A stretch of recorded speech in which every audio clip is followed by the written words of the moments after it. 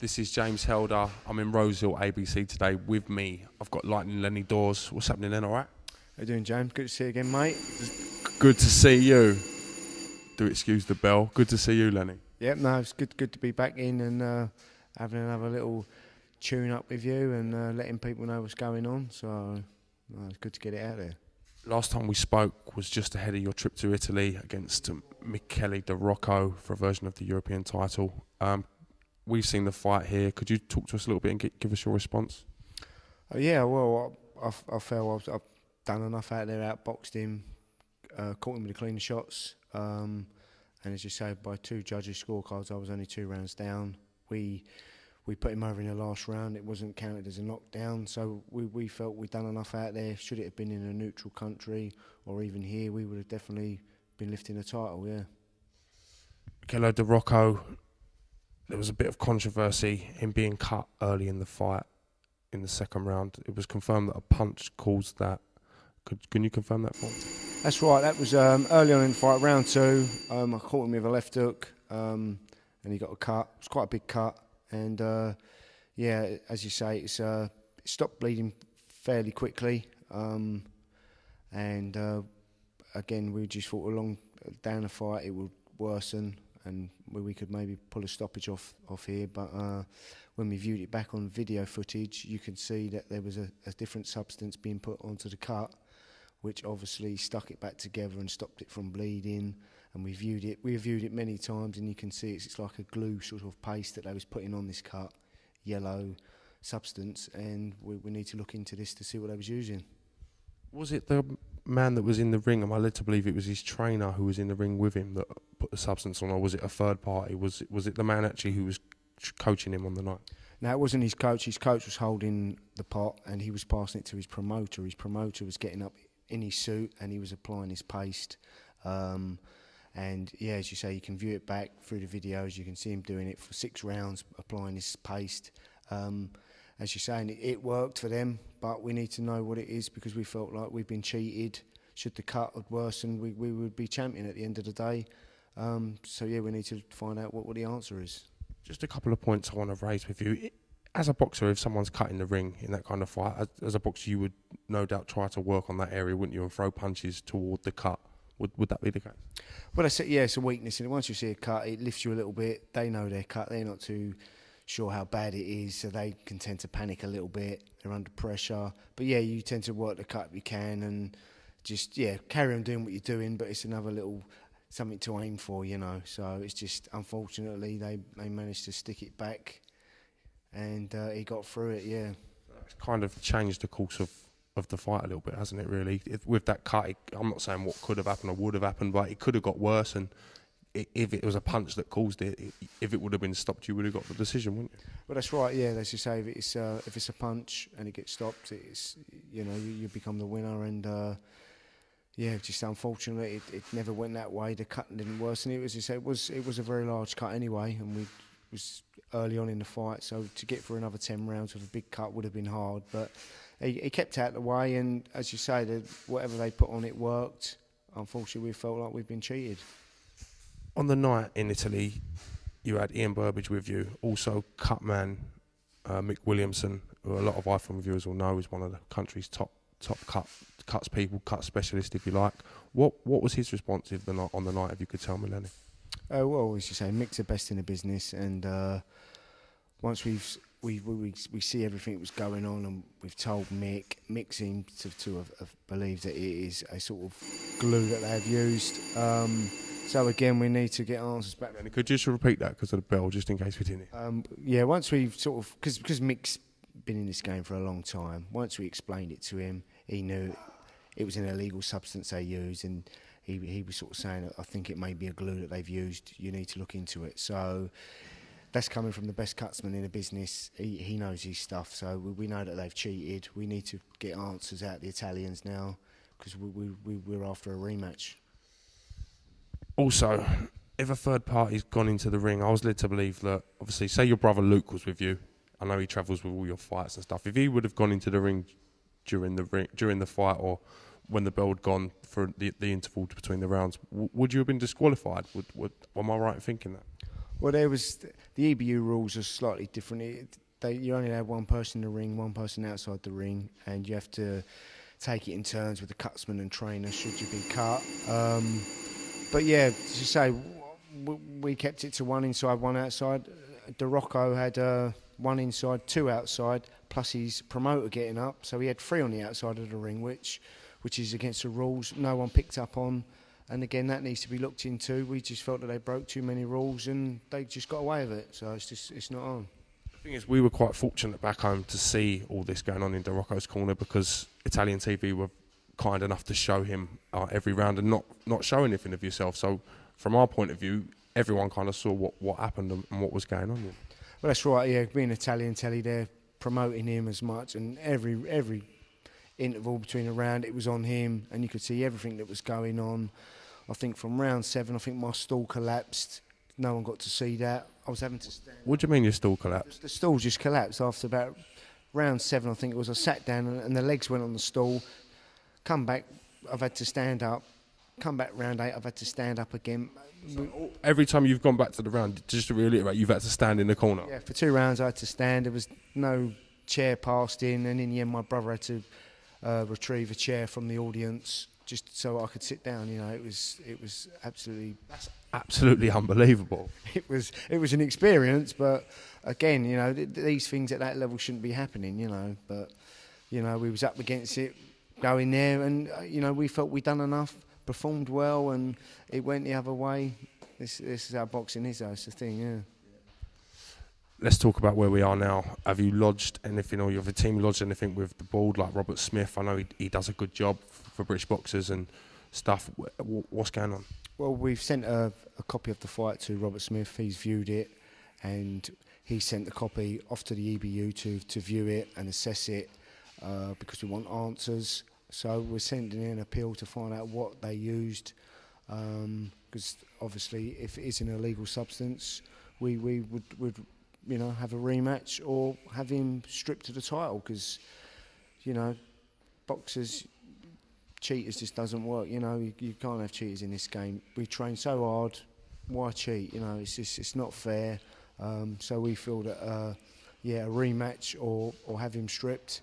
So it's all out of our hands now. It's all down to the EBU and the British Border Control to sort out. So yeah, it's just a matter of time now to find out what happens. Let's come away from the whole drama of what had happened and stuff. Going to Italy, obviously I saw your training camp, how excited you are. Do you think you got a fair crack at the whip out there? Do you think they treated you all right from when you landed to the build-up and going through? No, it was a terrible setup. What happened? They booked us all into a certain hotel, and when we got out there, they moved us straight into another one, and we was arguing all about this and that, and in the end, yeah, it's a tiny little hotel, and it was just, we wasn't happy with where we was. But you know, the Saturday of the fight, there was all building work going in at the hotel, drilling, Kango drills, obviously. At your hotel? Yeah, obviously to keep us from getting any rest. It was. We go to the weigh-in. They're waiting for the mayor to turn up. This was like a half hour, 45 minutes before we got to weigh-in, and everything was delayed. There was just no rush out there. So yeah, it was. We knew they was going to play these little games on us, and you know they've chucked a few at us, and we got round and this and that. But it just wasn't on. You know, you should look after the fighters and let the fighting get done in the ring. You know, at the end of the day, and it's just Italians messing around with us. So you know, we dealt with it the best we could, and I'd love a rematch. I think it would be good to get the fight in a neutral country maybe, or a neutral arena, you know, because to be 2 rounds behind on Italian scorecards, as I said, I thought it was a close fight, and with the cut and the controversy, it's definitely something that needs to be sorted out one way or the other. So it would be nice to see the fight again. Well, that's right. It's, you know, I'd love it again. But yeah, it needs to be sorted out in a neutral country. If he's not happy to come here, well, let's do it somewhere else. You know, it can be done, it can be sorted, and it'd be a fight that everyone would love to see. Big title, I know I can do it. Let's get it on. I've heard some shock stories of people going abroad to fight, but this has got, with the stall collapsing as well, that's like the icing on the cake, isn't it, Len? Yeah, it's an experience. I've never experienced that, but yeah, at that level, you know, it was a bit of a shock to sit down and there's just went from underneath us, and we couldn't even fix it. It was in that much of a state, this stall. And just, what are they doing here, you know? And as you say, we managed to just push on throughout the fight, and we managed to get a chair at the end. But yeah, as you say, we just felt we was treated terrible out there. If he had come here, we'd have been treated just as good as anyone. You know what I mean? Coming here, but yeah, we just felt they was well against us from day one going out there, and I just love to settle the score and have it again with him. What was Mickey Elliott like out there? I know I spoke to him briefly. He was out there and stuff. Was he a good help? Mickey Elliott, yeah, but he was, you know, he came with us because he knew all the rules and regulations with the EBU and that, and yeah, he was a big help. Even in the corner, giving us information. He was watching out for things that was going on in their corner, which was helped with all that's going on at the moment. So it was a big help to have him there, and I just got to thank him for coming out there, really, yeah. I don't think the EBU like Mickey Elliott very much. He causes them an awful lot of problems. Yeah, the EBU have got their favourites, I suppose. But yeah, it's, if your face don't fit, you're not going to fit in. That's the thing. It's just one of them. I know there's a lot of things go on, rules, regulations, and if you're not happy with it, then they're always going to be against you, I suppose. But yeah, it is hard with all the officials and stuff and what's going on. But it was just nice to have Mickey come out there, because Mick Hennessy couldn't make it, so we needed someone that had been there, had fighters in that same situation, and just it was a privilege to have him come out with us and spend some time, because I know he's a busy man. So yeah, just like to thank him, really. I think it's a valid point you made about letting the fighters do the fighting. You know, it will be good to sit in a neutral arena, and hopefully that gets sorted out. Failing that, where do you go from now? If we can't, whatever the case may be, this rematch isn't sorted out ASAP. I know that you want to be out again. You're going to take a break now and then think about when's your next date's going to be. Well, it seems to slow up a little bit now, so I'll have a little break now. But yeah, I'll be another week or so, and I'll slowly get back onto training. We may have a result on what's happening. If not, we're just aim for sort of September time, hopefully, to get out. But yeah, I need a 10 or a 12 round fight. I can't be dropping down to 6-4s, tick over rounds. I'd rather just spend time in the gym. I'm a 10 round, 12 round fighter. I get comfortable, more confident as it goes on, get busier and busier.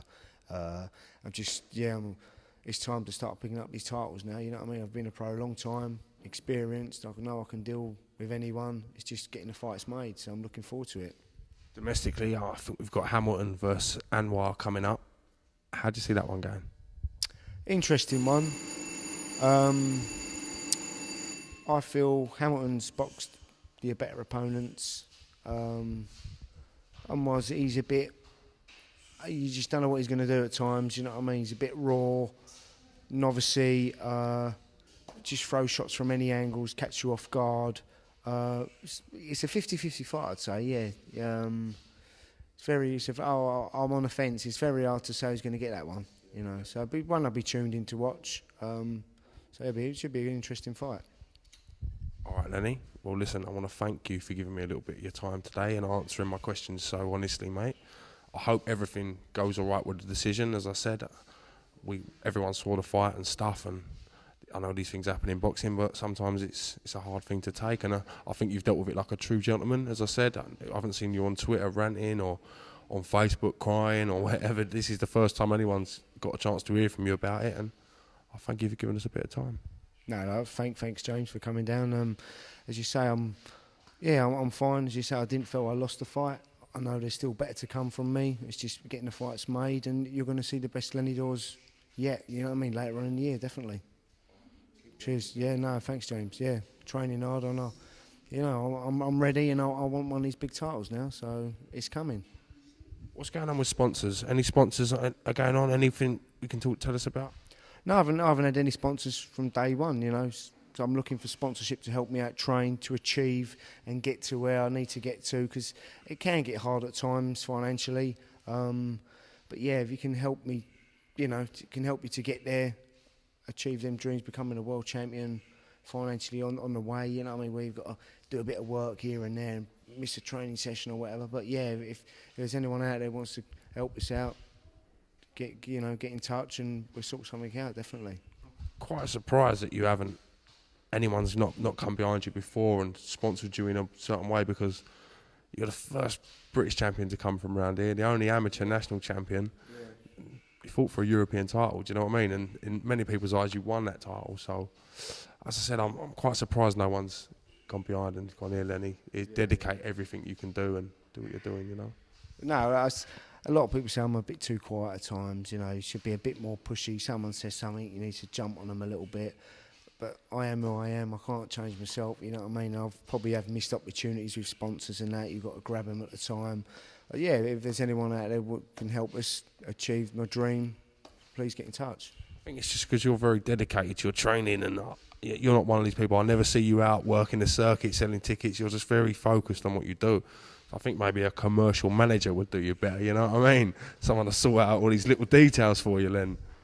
Well, that's it, I always train hard, always wanted to give it 100%, because I know how hard it can get in there, and I haven't found it that hard, to be honest, because I've always been in top condition. The training we do has always been correct. We get the training, sparring partners very similar to who we're fighting, so it makes it easier. But yeah, I know you can still make things easy by having sponsors and stuff, because it's a weight off your shoulders, you know. It does help out, and all the top fighters get it, and that's why they can go all the way, you know, because there's nothing else bothering them, and they can just drive on through the training, train even harder, and achieve bigger things. And this is the level that I'm at now. It's, you know, I need to keep winning all the time now, and I know I'm just round the corner from the world title, so I'm looking forward to later on in the year and getting a win and hopefully a big shot. Listen, Lenny, I want to thank you for your time. Anyone out there that can get involved and wants to get their company branding out there to a bigger audience, do get in contact with Lenny Daws. You can pop down Rosehill ABC Gym or just tweet at Lenny Daws, and I'm sure you'll find him. This is James Holder, Lightning Lenny Daws. Thank you very much. That's good. That's good. Just James Elder at the minute. No branding, nothing. Everything's very simple. Just James. That was good.